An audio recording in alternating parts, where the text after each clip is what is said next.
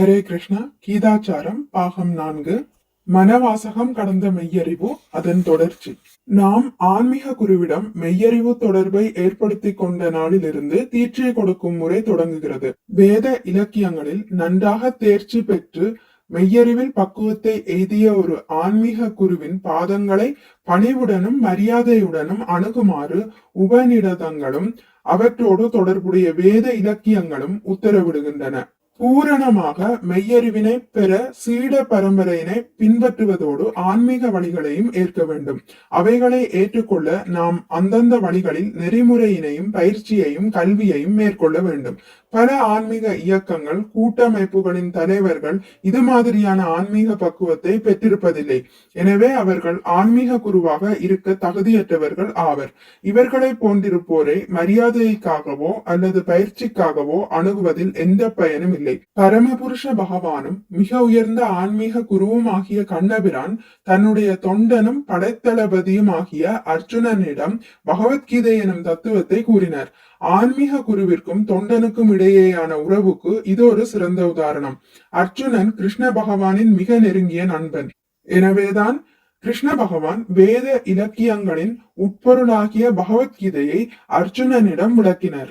நாம் எல்லோரும் உலகியல் கடமைகளை நிறைவேற்றுவதில் மிகவும் மும்முரமாக ஈடுபட்டிருப்பதால் பொதுவாக நாம் வயிற்றுப்பாட்டுக்கு தேவையானவற்றை தவிர வேறு எந்த தத்துவங்களையும் அறிய விரும்புவதில்லை. நாம் இந்த வயிற்று தத்துவத்தின் பல கிளைகளையும் துணை கிளைகளையும் பல்வேறு வகையிலும் வளர்த்திருப்பதால் நிலையான பெருவாழ்வை பெறுவதற்கான தத்துவத்தை அறிவதற்கு நமக்கு நேரமே கிடைப்பதில்லை.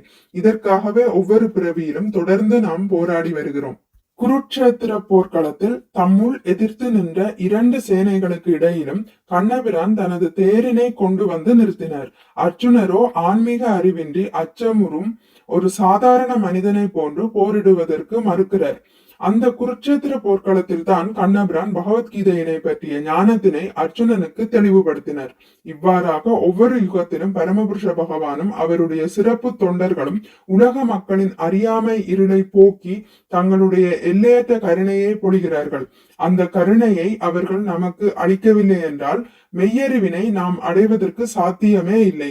சில நேரங்களில் பரமபுருஷ பகவானே மெய்யறிவை போதிப்பதற்காக இறங்கி வருகிறார். வேறு சில நேரங்களில் அணுக்க தொண்டர்களை அனுப்புகிறார். அனைத்து தூதர்களும் இறைவனது பேரரசின் உயர்ந்த செய்தியினை போதிக்க இதற்கு முன் தோன்றிய அல்லது இனி தோன்ற இருக்கும் அருள் நிறைந்த பெரியோர்களை பரமபுருஷ பகவானின் ஒரு தனி தொண்டர்களாகவே நாம் கருத வேண்டும். பகவான் இயேசு கிறிஸ்து இறைவனின் மகனாக பிறந்தார்.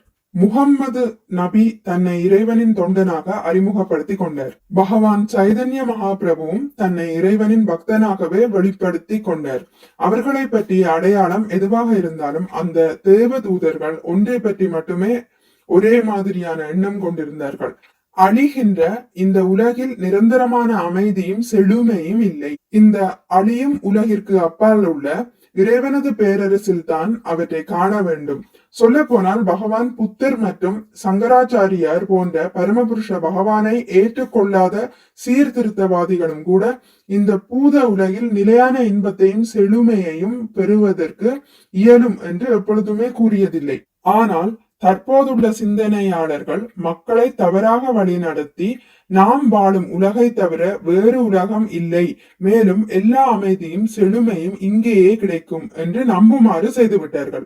அழியும் இந்த உடல்தான் உண்மையில் நாம் என்றும் புலன்களை திருப்தி செய்வதையும் பராமரிப்பதையும் விட நமக்கு வேறு கடமை இல்லை என்றும் நினைக்கிறார்கள். இறைவனும் இறைவனை அணுகும் ஆன்மீக ரீதியான நெறிமுறைகளையும் ஒரு பொழுதுபோக்கு அல்லது மூளைக்கு வேலை தரும் விளையாட்டு என்பதே இவர்களது கருத்தாகும். இத்தகைய தவறான எண்ணத்தினால் உலகத்திற்கு எந்த பயனும் இல்லை. இந்த பரு உலகமாகிய மாயையில் கட்டுப்பட்டுள்ள சாதாரண மனிதரை போன்றே அர்ஜுனனும் போரிடுவதற்கு தயங்குவது போல் காட்டிக்கொண்டார். இப்படி அர்ஜுனன் செய்ததனால் தான் பரமபுருஷ பகவானின் அருள் வாக்காக பகவத்கீதை தோன்றுவதற்கு அர்ஜுனனும் ஒரு வகையில் உதவினார் என்று கூறலாம். பரமபுருஷ பகவான் அழியக்கூடிய இந்த உலகிற்கு எப்பொழுதெல்லாம் வருகிறாரோ அப்பொழுது அவருடைய அணுக்க தொண்டர்களும் உடன் வருகிறார்கள். அர்ஜுனனும் பரமபுருஷ பகவானாகிய கண்ணபிரானின் அணுக்க தொண்டர் ஆவார். எனவேதான் மக்களின் நன்மைக்கென்று பகவத்கீதையின் தத்துவமானது நேரடியாக அர்ஜுனனுக்கு போதிக்கப்பட்டது. பரமபுருஷ பகவானின் களங்கமற்ற பக்தனாக இருந்தமையினால்தான் அர்ஜுனனால் பகவத்கீதையின் மிக உயர்ந்த தத்துவத்தை குருட்சேத்திர போர்க்களத்தின் நடுவிலும் விவாதிக்க முடிந்தது. இன்றைய உலகில் வாழும் மனிதர்களாகிய நம்மால் அன்றாட வேலைகளுக்கு இடையே பகவத்கீதையின் தத்துவங்களை பற்றி விவரமாக அறிவதற்கு நேரமில்லை. ஆனால் நமக்கு அவற்றை போதிக்க வேண்டும் என்ற காரணத்தினால் ஒவ்வொரு நொடியும் அரிதாக இருந்த அந்த போரிடும் தருணத்திலும் அர்ஜுனன் பகவத்கீதையின் தத்துவத்தை மக்களின் நலனுக்காகவே சிந்தனை செய்து கொண்டிருந்தார்.